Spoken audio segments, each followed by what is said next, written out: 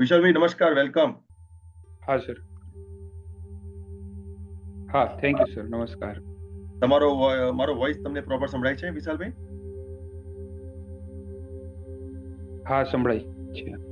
Okay, great, thank you. વિશાલભાઈ, તમારો થોડો પરિચય આપો, પછી આપણે આગળ કેટલાક સવાલ જવાબ કરીશું, કેમ કે અહીંયા બધા જ લોકો આતુરતાથી તમને સાંભળી રહ્યા છે અને તમારા ચહેરાની એક સ્માઇલ બતાવો કેવી રીતે રિટર્ન થઈ. તમારો પરિચય પ્લીઝ. હા સર, મારું નામ વિશાલભાઈ દિવાન છે. હું ભાવનગર રહું છું અને બાય પ્રોફેશન ટીચિંગ લાઈનમાં છું અને મારી એજ 43 યર્સ છે. ઓકે. અને લગભગ છેલ્લા 5-6 વર્ષથી, એટલે કે 2018 જે છે ત્યારથી મને આ કિડનીની તકલીફ જે છે એ ડિટેક્ટ થઈ હતી. ઓકે. ઘણી બધી દવાઓ, આયુર્વેદિક, એલોપેથિક, હોમિયોપેથિક, ઘણી બધી મેડિસિનો લીધી, બરોબર, પણ કોઈ પણ પ્રકારનું રિઝલ્ટ જે છે એ આમાં કઈ મળતું નહોતું, બરોબર. પછી એક મારા મિત્ર જે છે એને મને હીલી વિશે વાત કરી, બરોબર, અને મેં હીલીના પ્રોગ્રામ્સ જે છે એ લેવાના શરૂ કર્યા. તો જ્યારે મેં આજથી 4 મહિના પહેલા હીલીના પ્રોગ્રામ્સ લેવાના શરૂ કર્યા ત્યારે મારું ક્રિએટિનાઇન જે છે એ 19-20 જેટલું પહોંચી ગયું હતું.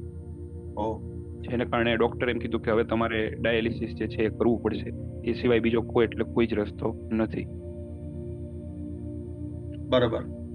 તો તમે એના માટે દવા અમદાવાદ થી કરતા હતા કે ભાવનગર, ક્યાંથી કરતા હતા દવાઓ? દવા અમદાવાદના એક ફેમસ ડોક્ટર છે, એના અંડરમાં એની મેડિસિન ઓકે. લેતો હતો, એલોપેથીની. અચ્છા, ઓકે. તો કેટલા વર્ષથી તમારું મેડિસિન ચાલતી હતી? ડાયાલિસિસ કેટલા વર્ષ ચાલ્યું? ડાયાલિસિસ તો 1 વર્ષથી જ ચાલુ કર્યું છે, પણ મેડિસિન લગભગ 5-1 વર્ષથી લીધી. જ્યારે મેડિસિન શરૂ કરી ત્યારે ક્રિએટિનાઇન 3 હતું, 3. પછી ક્રિએટિનાઇન વધતું ગયું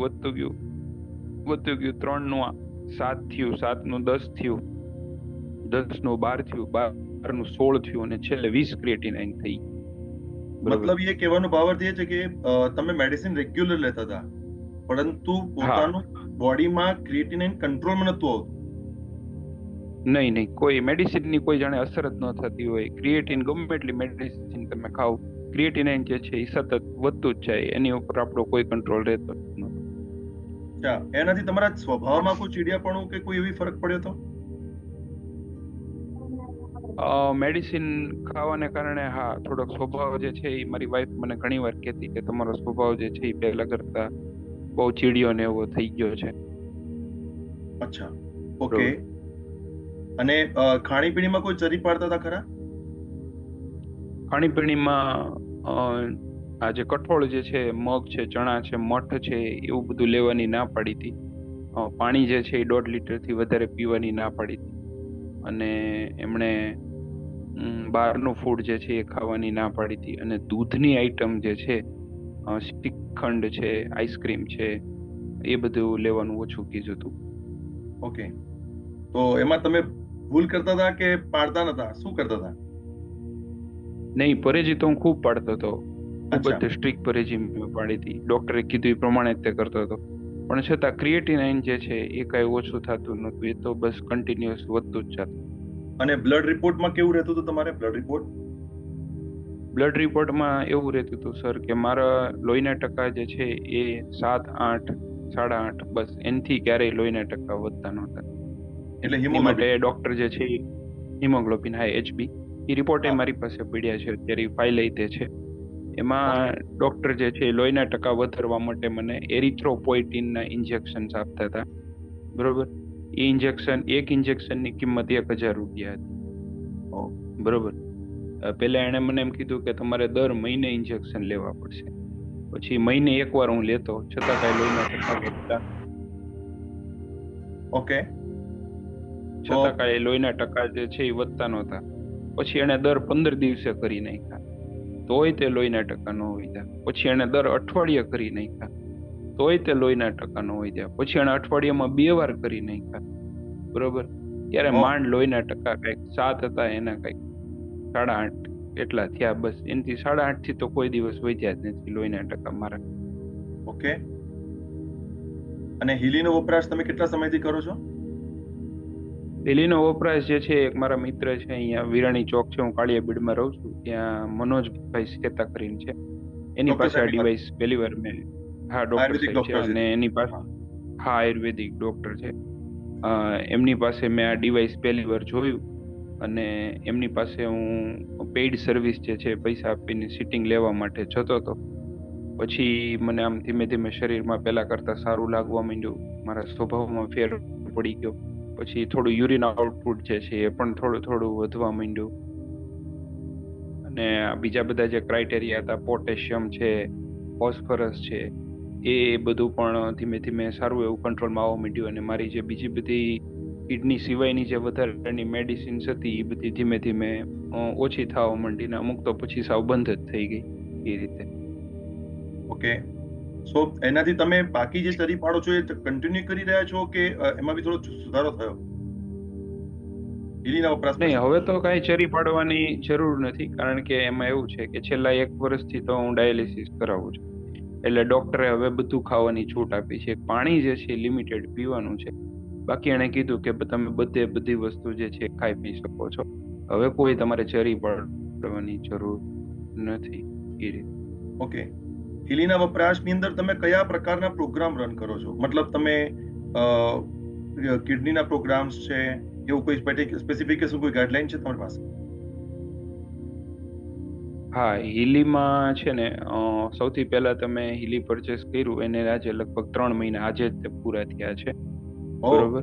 એમાં મેં સૌથી પહેલા ગોલ્ડ સાયકલ જે છે એ આખી પૂરી કરી નાખી, બરોબર. પછી મેં બધા ચક્રાસ જે છે એ બધા લઈ લીધા, બરોબર. પછી મેં કિડની છે, પછી સર્ક્યુલેશન છે, પછી લીવર, હાઈ, જો તમને કહેતા હું ભૂલી ગયો કે મારો લીવરનો રિપોર્ટ જે છે એમાંય તે ઘણું બધું ઇમ્પ્રુવમેન્ટ આવ્યું છે, જેને ઓકે. SGPT તરીકે ઓળખાય છે. હા, કારણ કે દર હા, આફ્ટર એવરી 10 ડાયાલિસિસ, જ્યારે 10 ડાયાલિસિસની સાયકલ પૂરી થાય એટલે મા કાર્ડ જે છે એમાંથી ફ્રીમાં રિપોર્ટ્સ જે છે એ કરવામાં આવે છે, બરોબર. એ રિપોર્ટમાં હમણાં છેલ્લે રિસન્ટલી SGPT નો રિપોર્ટ કર્યો લીવરનો, તો લીવર હાર્મની કરીને પ્રોગ્રામ છે એ મેં ઘણા લીધા હતા, જેને કારણે મારું આ લીવરનું જે છે એ પહેલા 22 હતું, 22, એ હવે 18 થઈ ગયું.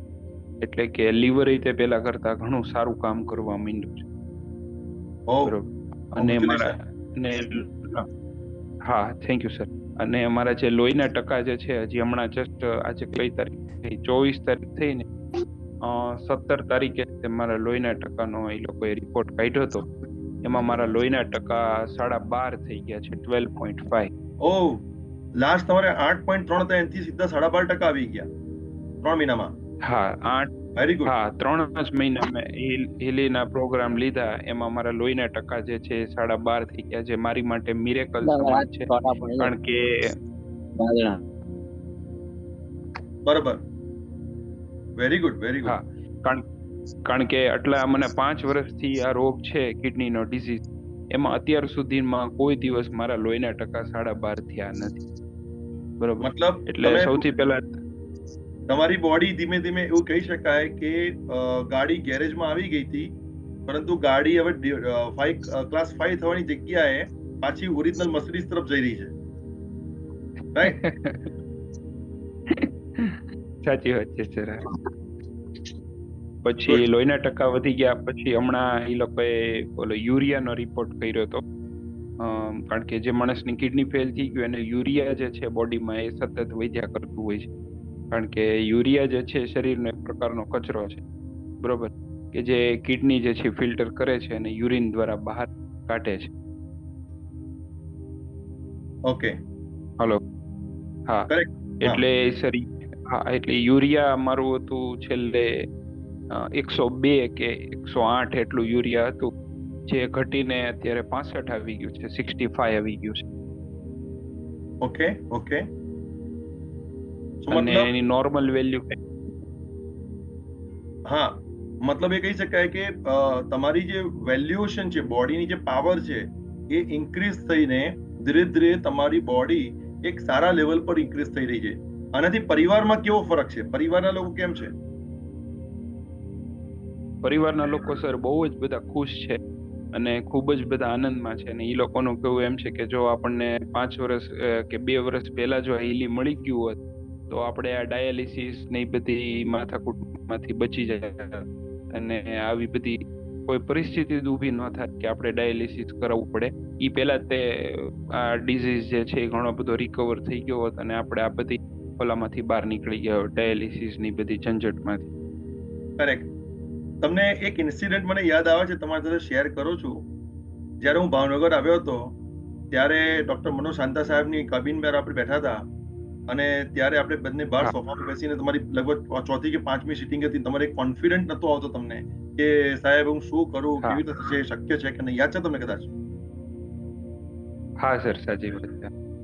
અને મેં તમને બહુ જ કોન્ફિડન્ટ આપેલો હતો કે ના તમારે જોઈએ જ અને આ કરો જ અને તમે ખરીદી લો. અને એ વાત તમે લગભગ 5 મહિના પછી ફરી શરૂઆત કરી, રાઈટ? તમારો હા કેમેરો સાચી બેકઅપ વાત થઈ ગયો છે. છે વિશાલભાઈ, તમારો કેમેરો બેકઅપ થઈ ગયો છે. હા સર. હા તો તમે એ અનુભવ જોયો તો કે હા એમાં તમે એક પરિવર્તનમાં અમારી રિક્વેસ્ટને માન્ય કરી, આજે એનું ફળ તમારી પાસે છે, રાઈટ? હા હા સર, સાચી. અને હજી પણ અમે ઘણા લોકોને એવું રિક્વેસ્ટ કરતા હોઈએ છીએ, સમજાવતા હોય છે કે આ ટેકનોલોજી છે, આ કોઈ પ્રોડક્ટ નથી. અને જેનો ઉપયોગ કરવાથી પ્રમાણ, અગર તમે ડિસિપ્લિન મેન્ટેન કરો તો આવે જ છે. કેમ કે શરીરના વિજ્ઞાનની સાથે જોડાયેલી વસ્તુ છે આ, બરાબર છે? અને તમે ખરેખર એક ડેફિનેટલી સર. હા સંગ્રામના કહેવાય ને, એક હિંમતવાન વ્યક્તિ કરીને અમારી હિંમત તમને આપવામાં આવી. તમે થોડો ફોર્સ લગાવ્યો, હિંમત કરી અને તમે પોતાના માટે ડોક્ટર શાંતા સાહેબની રિક્વેસ્ટ માની લીધી અને તમે પરચેસ કર્યું. મને ખબર છે કે તમારી પાસે હા એટલું સર. ફંડ પણ નહોતું અને ફંડની વ્યવસ્થા નથી, તે છતાં હા પણ માતા પિતાની વાતને માનીને અને પત્નીની વાતને માનીને તમે એ વસ્તુને એક્સેપ્ટ કરી અને વસાયા પછી તમે એના રિઝલ્ટ તમે રેગ્યુલર ડિસિપ્લિનથી યુઝ કરો છો તો એના અનુભવ તમને ખ્યાલ આવ્યા. એમાં સર એકચ્યુઅલી એવું હતું, ન પરચેસ કરવા પાછળનું રીઝન જે છે એ હતું કે જ્યારે મારું ડાયાલિસિસ નહોતું શરૂ થયું, બરોબર, એ સમયે મારી મહિને ઓછામાં ઓછી 8 થી 9 હજાર રૂપિયાની દવા થતી, બરોબર. હા, એટલી ઈ દવા મેં લગભગ 5 વર્ષ સુધી મેં ખાધી, બરોબર. કારણ કે અમને એમ જ હતું કે માત્ર આ દવા ખાવાથી તે કિડની સારી થઈ જશે અને આ પ્રોબ્લેમ માંથી આપણે બહાર બહાર આવી નીકળી ગયું. જશું. હા, હા, પણ એવું કાંઈ બન્યું નહીં અને અમને એમ થયું કે માત્ર દવા ખાવાથી જ સારું થઈ જાય. અને લગભગ મહિને 8-9 હજાર રૂપિયાની દવા થતી હતી, લોહીના ટકાના ઇન્જેક્શન. અને બીજી સાઈડ સર એવું છે કે કોઈ પણ માણસને જ્યારે આવી ગંભીર બીમારી આવે છે ત્યારે માણસ જે છે એની ફિઝિકલી ફિટનેસ જે છે એટલી ઓછી થઈ જાય છે કે એનો નોકરી ધંધો જે છે એ વ્યવસ્થિત રીતે માણસ કરી શકતો નથી, બરોબર. એટલે બે બાજુથી માણસ જે છે પ્રેશરમાં આવી જાય છે. તો એની ઇન્કમ ઓછી થઈ જાય કારણ કે બીમારી આવી ગઈ એટલે કઈ કામ ધંધો સરખો કરી ન શકે. અને બીજી બાજુથી દવાના સર ખર્ચા એટલા બધા આવે કે જેને કારણે માણસ ફાઇનાન્શિયલી જે છે એ પણ પ્રોબ્લેમમાં આવી જાય છે. હવે આ યા, પરિસ્થિતિમાં ડિવાઇસ કદાચ આપણે ખરીદવાની ઈચ્છા થાય તો આટલી મોટી રકમ જે છે એ, કારણ કે મહિને 8 હજાર ની આપણે દવા ગણીએ તોય તે 12-8-96 એટલે વર્ષે 1 લાખ રૂપિયાની તો આમનામ દવા જ થઈ ગઈ. અને ઓ, તોય 1 લાખ રૂપિયાની દવા ખાતા પાછો ફેર તો કાંઈ નહીં, આપણે તો પાછા જ્યાં હતા નહીં ત્યાં જ પાછા, બરોબર. એટલે આ રાઈટ. પરિસ્થિતિમાં ડિવાઇસ જે છે એ લેવું થોડુંક ફાઇનાન્શિયલી ક્રુશિયલ થઈ જાય એ ટાઈપની આખી સિચ્યુએશન ઊભી થઈ હતી. એ એવું પ્રોબ્લેમ હતો. અને સર બીજું, અત્યારે માર્કેટમાં એટલા બધા નવા નવા ફૂટી નીકળ્યા છે કારણ કે કિડનીના ડિસીઝની એમ કે રોજ દિવસ ઉગે ને મોબાઈલમાં નવી નવી જાહેરાતો આવે છે. ઓલો કે આયુર્વેદિક મેડિસિન લ્યો, અમારી દવા લ્યો તો એનાથી ફેર પડી જાય. ને હોમિયોપેથી વાળા એમ કે અમારી દવા લ્યો તો એનાથી તમને સારું થઈ જાય, બરોબર. એટલે આમાં પેશન્ટ જે છે એ તો બિચારો શું છે કે બધી બાજુથી કન્ફ્યુઝ છે, બરોબર. અને ગમે ત્યાં મેડિસિન લે, 10-12 હજાર કે 15 હજાર કે 20 હજાર રૂપિયા બગાડે અને કઈ ફેર ન પડે તો પાછું બધું એનું રીતે થઈને ઉભું રહે, પૈસાનો વેસ્ટ થાય છે. બાકી પેશન્ટ તો બિચારો જે છે એ તો જ્યાં હોય ત્યાંનો ત્યાં જ ઉભો રહે છે, એવું થાય છે. ખરી વાત છે. તમારી વાતની અંદર વેદના બી સંભળાય છે અને એક તરફ તમારું સારું થયાની ખુશી પણ વ્યક્ત થાય છે. તો તમે કોઈ હા મેસેજ આપવા માંગો છો કે આજે તમે આટલા રૂપિયા ખર્ચા કર્યા, એની સામે હીલીનું એક ગેજેટ લીધા પછી તમારે કોઈ મેન્ટેનન્સ હોય છે હા એના પાછળ? શું ફરક પડે? અત્યારે તો સર કોઈ મેન્ટેનન્સ નથી. એક સર બીજી એક વસ્તુ હું તમારી લોકો સાથે શેર કરવા માંગીશ. મેં હિલીના પ્રોગ્રામ્સ જે દિવસમાં હું 3 વાર લઉં છું રેગ્યુલર. એક સવારે 7 વાગે લઈ લઉં છું ઉઠીને, પછી એક બપોરે 3 વાગે સૂતો બપોરનું જો આરામ કરું છું થોડી વાર રેસ્ટ કલાક જેટલું, ત્યારે પ્રોગ્રામ લઈ લઉં છું. અને એક અત્યારે રાત્રે 9 થી 10 જે છે એ લઈ લઉં. એટલે રેગ્યુલર મારી 3 જે છે એ સિટિંગ સેશન જે છે એ તો હિલીના અલગ અલગ પ્રોગ્રામ હોય જ છે. હવે મેં એક નાનકડી એવી એક ડાયરી બનાવી છે. એ ડાયરીમાં મેં કઈ તારીખે કયા પ્રોગ્રામ્સ લીધેલા છે, બરોબર, વાહ એની એક યાદી છે. એ હું જેટલા આપણે વ્યુઅર્સ છે અત્યારે મીટિંગમાં એની સાથે શેર કરવા માંગીશ. વાવ. તો તમે રેગ્યુલર તમારી ડાયરી બી મેન્ટેન કરી છે કે તમને એક કોન્ફિડન્ટ આવે, હા તમને ખબર બી પડે કે તમારા આના ગેજેટના કેટલા બેનિફિટ છે અને તમે રેગ્યુલર એના હા પ્રોગ્રામમાં યુઝ કર્યા છે. હા તો હાજી. એ હું ડાયરી તમારી લોકો સાથે શેર કરવા માંગીશ. હા, એ પ્લીઝ શેર એક કરો. મિનિટ.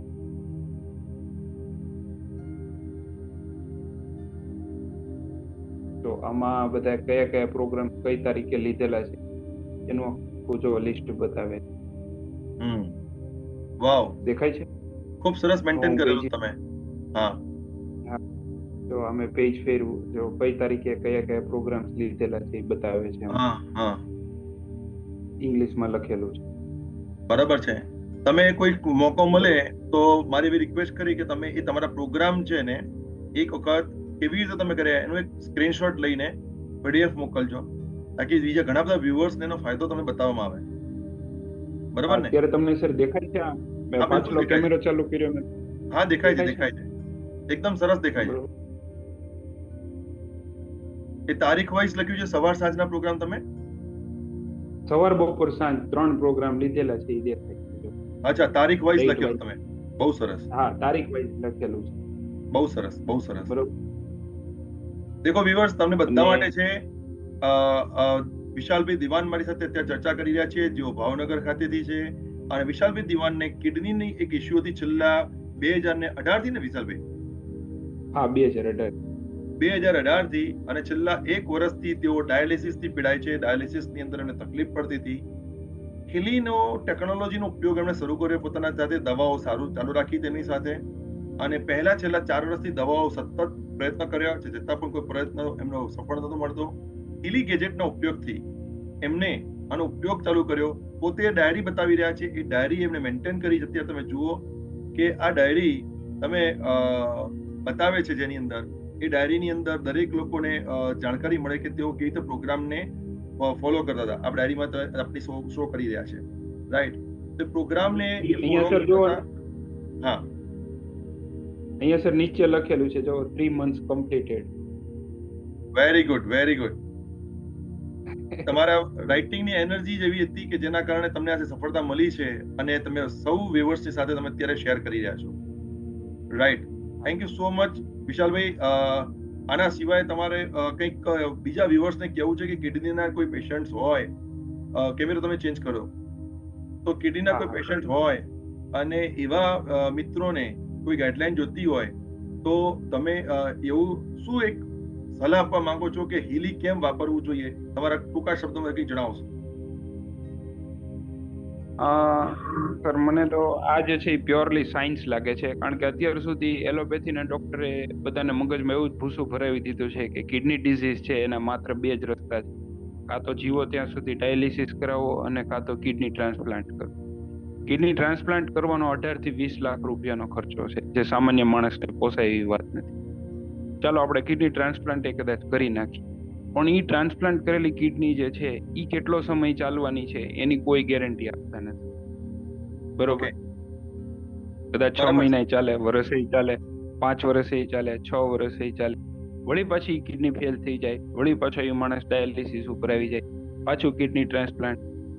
એમ આ જે સાયકલ જે છે એ કોઈ દિવસ ઊભી રહેતી નથી, અને પેશન્ટ જે છે એ બેચારો. તમારા અંદાજ પ્રમાણે આ તમે જે પ્રોસેસ કીધી, એ પ્રોસેસમાં એક અંદાજ બતાવશો કે શું ખર્ચ પડી શકતો હોય છે એક વ્યક્તિને જ્યારે આવી કોઈ તકલીફમાં આવી જાય છે? આમાં સર છે ને, જ્યારે આ રોગની શરૂઆત થાય છે, ડિઝીઝની, કે ખબર પડે કે ભાઈ આ રીતે આ માણસ જે છે એને શરૂઆતમાં તો આનો કોઈ સિમ્ટમ્સ જ નથી, બરોબર? પણ એકાએક બેભાન થઈને હું એકવાર ઘરે આવતો હતો, બારગામ જોબ કરતો હતો અને ઘરે આવ્યો ત્યારે પડી ગયો. પછી મારું બ્લડ પ્રેશર જ્યારે માપ્યું તો સીધું 250 પહોંચી ગયું. બરોબર. ઓહ, એટલે પછી અમે લોકલ ડોક્ટર પાસે ગયા અને એને સીધો ક્રિએટિનાઇન નો રિપોર્ટ કરાવ્યો તો ક્રિએટિનાઇન 4 થઈ ગયું, 4. બરોબર. એટલે હા, એમણે કીધું કે ભાઈ આમની કિડની જે છે એ બરોબર કામ કરતી નથી. એટલે એણે એમ કીધું કે તમે નેફ્રોલોજીસ્ટ ને બતાવો. એટલે અમે સીધા નેફ્રોલોજીસ્ટ પાસે પહોંચી ગયા. નેફ્રોલોજીસ્ટ છે એણે મને દવાઓ આપી અને એમ કરતા કરતા દવા, પછી દર મહિને રિપોર્ટ્સ, પાછા દવા, દર મહિને રિપોર્ટ્સ, ડોક્ટરની વિઝિટ, એમાં સિલસિલો ચાલુ થયો કે દર મહિને માનો કે આરામથી 10-12 હજાર રૂપિયાનો ખર્ચો વેરી ઇઝીલી થઈ જતો. બરોબર. 6-7 હજાર, 7-8 હજારની દવા થતી, 1500-2000 રૂપિયાના રિપોર્ટ થતા અને 500-1000 રૂપિયા જોવાની ડોક્ટરની ફીસ. બરોબર. અને એ બધું લગભગ 5 વર્ષ સુધી ચાલ્યું. બરોબર. અને મેં તો મારી લાઈફમાં જોયું નથી કે કોઈ માણસની કિડની સારી થઈ ગઈ હોય કે એનું કઈ ક્રિએટિનાઇન 8-10 હોય ને દવા લેવાથી, એલોપેથી દવા લઈને પાછું એ માણસનું ક્રિએટિન નોર્મલ થઈ ગયું હોય અને એ માણસ આ રોગમાંથી બહાર આવી ગયો હોય, એવું હજી સુધી મેં જોયું નથી. બરોબર. બરાબર. હવે જે રોગનો કોઈ ઈલાજ જ નથી, બરોબર, તો આ લોકો હેની દવા આપે છે એ કઈ સમજાતું નથી. બરોબર. ઠીક છે, કારણ કે બરાબર છે. એની વાત સાચી છે કે ડોક્ટર એમની રીતે એમના ખૂબ અભ્યાસ કર્યો હોય એટલે એમની જગ્યાએ સાચા છે. પરંતુ કિડની એ કોઈ રોગ છે કે કિડનીનું ફંક્શન ડિસઓર્ડર થયું છે એવું કહી શકાય તમારી નજરોમાં? હવે આમાં તો સર બહુ તો મને ખ્યાલ નથી, પણ એ લોકો જનરલી એવું કહે છે કે આપણું ક્રિએટિનાઇન નોર્મલ જે છે 1.5 કે 1.2 જે છે એટલું હોવું જોઈએ. એના કરતા જો ક્રિએટિનાઇન વધવા માંડે 1.2 થી ઉપર, 1.5 જાય, 2 જાય, 3 જાય, 4 જાય, બરોબર, તો એમ કે છે કે કિડની જે છે એ ફેલ થઈ ગયેલી ગણાય છે. અને ઘણા લોકોને તો 6 કે 7 ક્રિએટિનાઇન થાય તો એને તો યુરિન આવતો બંધ થઈ જાય છે. એટલે બરોબર. એનો મતલબ એવો થયો ને, તમારી વાત કરતા એવું દેખાય છે કે આપણી કિડની જે છે હા, એ એનો કામ કરવાની કાર્યક્ષમતા, જેમ કે ગાડીની અંદર 4 વ્હીલ છે અને એક વ્હીલમાં પંચર પડી હા, ગયું, તો ગાડી ખરાબ નથી હા, ને, વ્હીલની અંદર પંચર પડ્યું છે હા, ને, તો વ્હીલને પંચર હા, કરી રાઈટ છે. અને આપણે વર્કેબિલિટી વધારી શકાય, કાં તો ટાયર નવું ચેન્જ કરી નાખે છે. એટલે કહેવાનો ભાવ કે હા, જે રાઈટ છે. કિડની છે એ એનું કામ કરવાની ક્ષમતા એને ઓછી કરી દીધી છે, હા, રાઈટ, સાચી. એવું કહી શકાય ને? હા, એમ. હા, ડેફિનેટ. ઓકે. પણ આમાં સર માણસ જે છે એ હેરાન બહુ થાય છે અને સાવ જે કહેવાય કે ડિસઅપોઇન્ટ થઈ જાય છે અને એમ થાય છે કે કારણ કે આનો કોઈ રસ્તો જ નથી આમાંથી બહાર નીકળવા માટેનો. આટલું સાયન્સ આગળ વધ્યું છે, પણ આ રોગ જે છે એ ક્યોર થઈ શકે એવો કોઈ રસ્તો હજી સુધી નીકળ્યો નથી. એટલે એ બહુ દુઃખની વાત છે કે આપણે 21મી સદીમાં અત્યારે જીવીએ છીએ, 21st સેન્ચુરીમાં, બરોબર, અને આ રોગનો કોઈ ઈલાજ જ નથી. એ આપણને આમ જાણીને બહુ આશ્ચર્ય થાય એમ કે સાયન્સ એટલું આગળ વધ્યું છે, બરોબર, કે વૈજ્ઞાનિકો બધું રિસર્ચ ને એવું બધું કરે છે. નજીકના ભવિષ્યમાં આર્ટિફિશિયલ કિડની પણ આવવાની છે, પણ એ બધું આવતા આવતા હજી કઈક 4-5 વર્ષ તો વયા જશે ઇઝીલી. પણ એવું હાલ છે. તો તમારી પરિસ્થિતિ જોતા એવું કહી શકાય છે કે તમે પાછા જે તમારો કિડનીનો વપરાશ અને એનું જે કાર્યક્ષમતા ઓછી હતી એ પોતે જ, જેમ મોબાઈલની બેટરી ચાર્જ થઈ જાય છે એમ તમારો કિડની આજે હા, ચાર્જ થઈ ગયું છે અને પાછું ઓરિજિનલ ફેક્ટર હા, પર પાછું આવી રહ્યું છે, કારણ કે તમારા બ્લડના રિપોર્ટમાં એવું. પરિવર્તન આવ્યો છે. તો આજે હા, જોવા જઈએ તો વિજ્ઞાન આગળ વધી ગયું ને. હા, ડેફિનેટલી. હા, તો 100%. તમારી પાસે જે કિડની છે એ જ કિડની પાછી ઓરિજિનાલિટીમાં પાછી આવી રહી છે, એવું કહી શકાય ને? હા, રાઈટ. હા, ડેફિનેટલી. કારણ કે રિપોર્ટ્સ મેં જે તમને કીધા, હા, બરોબર, કે ભાઈ આ રીતે જે છે કે પોટેશિયમ જે છે એ કંટ્રોલમાં આવી ગયું, યુરિયા જે છે એ 100 હતું એ 65 સુધી આવી ગયું, નોર્મલ વેલ્યુ એની 45 છે, આપણે થોડાક જ દૂર છીએ. લોહીના ટકા જે છે એ 12.5 થઈ ગયા, 12.5 આવી ગયા છે, જે 13 થી 15 હોવા જોઈએ. એટલે આપણે માનો ને કે અડધો પોઈન્ટ આપણે એમાં દૂર છીએ, બરોબર. અને બાકી પોટેશિયમ તો કંટ્રોલમાં જ છે. હવે એક આ જે ક્રિએટિનાઇન જે છે ઈ અત્યારે તો 12 છે મારું, પણ ઈ એક જો ઘટી જાય ને 5 કે 6 સુધી આવી જાય તો આપણે એટલીસ્ટ આ ડાયાલિસિસ ની ઓલામાંથી તો મુક્ત થઈ જઈએ. ભલે આપણે સાવ નોર્મલ માણસ તો ન કહેવાય, પણ જે ડાયાલિસિસની ઓલી જે છે પીડા એમાંથી આપણે મુક્ત થઈ જાય અથવા કદાચ વીકમાં 2 વાર છે એની બદલે 1 વાર થઈ જાય એવું બની શકે ખરા. ઓકે, સો તમારી વાતચીતથી ઘણો અમને ખ્યાલ પીડાયો, ઘણા બધા વ્યુઅર્સને એના વિશે માહિતી બી મળી ગઈ છે. દરેક વ્યુઅર્સ ફોકસ કરી શકે છે. અહીંયા તમે અત્યાર સુધી માત્ર પિંક એપ્લિકેશન એટલે કે હિલીનો વાયર પ્રોગ્રામ જે ગેજેટ તમે પહેરીને યુઝ કરતા હતા અને એનાથી તમારો સેશન કમ્પ્લીટ થયો છે અને તમારા આમાં આટલું પરિવર્તન આવ્યું છે. આજે હા સર. આપણે શરૂ કરવા જઈ રહ્યા છે તમારા માટે બ્લુ એપ. આપણી જે બ્લુ અચ્છા. એપ છે એનો વપરાશ હજી સુધી તમે કર્યો નતો. તમને જેવું ફાવ્યું, ડોક્ટર સાહેબ સાથે તમે ચર્ચા કરીને તમે આના પર ઉપયોગ કર્યો છે, ખૂબ સરસ પ્રગતિ થઈ છે તમારી. એના માટે તમને ખૂબ ખૂબ શુભકામનાઓ. પણ આજે હું તમને શીખવાડી થેન્ક રહ્યો યુ. છું બ્લુ એપની અંદર તમારે આજે તમારી એપ્લિકેશન રન કરવાની છે અને આજે કેટલા મિનિટ કેવી રીતે સેટઅપ કરવાનો છે એ જો હું તમને બતાવી દઉં તો તમારું ક્રિએટિંગ જે છે એ પાછું યથાસ્થિતિ પર આવી જશે. એમ સરસ, તો 1 તો અને બહુ 2 સારું. મહિનામાં, રાઈટ? તો તમે આટલું સરસ ઇન્ટરવ્યુ આપ્યું છે, દરેક વ્યુઅર્સને માટે તમે પોતાના દિલથી બધી વાતો છે શેર કરી છે, એના માટે સૌથી પહેલા તો તમને ધન્યવાદ, થેન્ક યુ બોલું છું.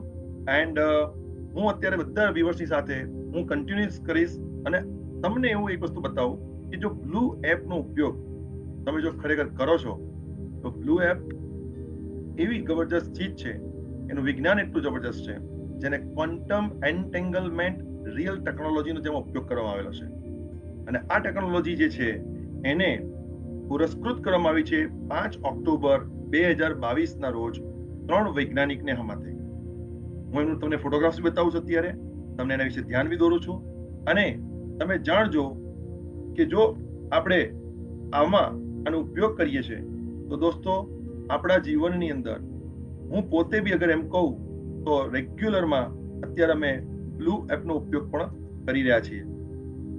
બ્લુ એપ એક એવી એપ્લિકેશન છે કે જેની અંદર તમે તમારા બોડીને શું જરૂર છે એ બધું જ એ પોતે જ શોધી લેતી હોય છે અને એ આપણને ગાઈડલાઈન પણ આપે છે. થોડુંક શીખવાની જરૂર છે. જો તમે એને શીખશો તો એના ઉપર ઘણું બધું તમને જાણવા મળશે.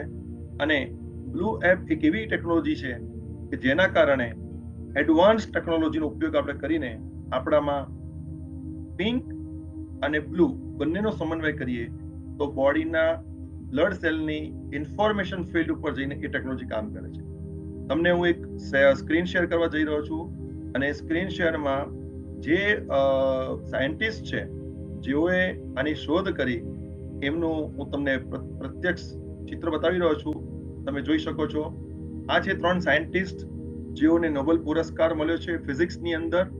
ઇન્ફોર્મેશન ફિલ્ડ જેમાં એક નવું વિજ્ઞાન આપણી સુધી લાવ્યું છે. વાઇડ રેન્જ એપ્લિકેશન્સ છે, general wellbeing, physical body, mind, soul and surrounding space, આ બધામાં ક્વોન્ટમ સાયન્સ અહીંયા કામ કરે છે. તો જોઈ શકો છો ધ સ્ટેટ્સ ટાઈમ્સ ઓફ ઇન્ડિયાની અંદર તમે 5 ઓક્ટોબર 2022 ના રોજ how to entangle has become a powerful tool અને nobelprize.org ની અંદર તમે જુઓ તો આની ટોટલ ઇન્ફોર્મેશન તમને પ્રાપ્ત થઈ શકશે. તો દોસ્તો આ રીતે તમે જોઈ શકો છો કે આપણને આ ટેકનોલોજીના માધ્યમથી ઘણી વસ્તુ જાણવા મળી શકે છે. દોસ્તો આવનારી 3 મિનિટનો એક આપણે બ્રેક લઈએ છીએ અને બ્રેક પછી આપણે ફરીથી જોઈન થઈશું અને વિશાલભાઈએ આપણને જે માહિતી આપી છે, વિશાલભાઈ દ્વારા આપણને જે પણ ઇન્ફોર્મેશન શેર કરી, કિડનીની અંદર એમને પિંક એપ માત્રથી આટલો મોટો ફરક લાવ્યા. 4 મહિનામાં એમના જીવનમાં એક નવું સરસ પરિવર્તન આવ્યું છે. એમને હું રૂબરૂ મળ્યો હતો અને ત્યાર પછી ખબર પડી કે ખરેખર એમના જીવનમાં આટલો બધો સુધાર આવ્યો છે અને આજે એમનું પ્રમાણ લઈને ઘણા બધા લોકો પોતાના જીવનમાં માત્ર 1 લાખ રૂપિયાનો ખર્ચો કર્યો છે અને આ ગેજેટ એમણે વસાવ્યું અને એ ગેજેટ વસાવીને એમને જીવનની શરૂઆત કરી.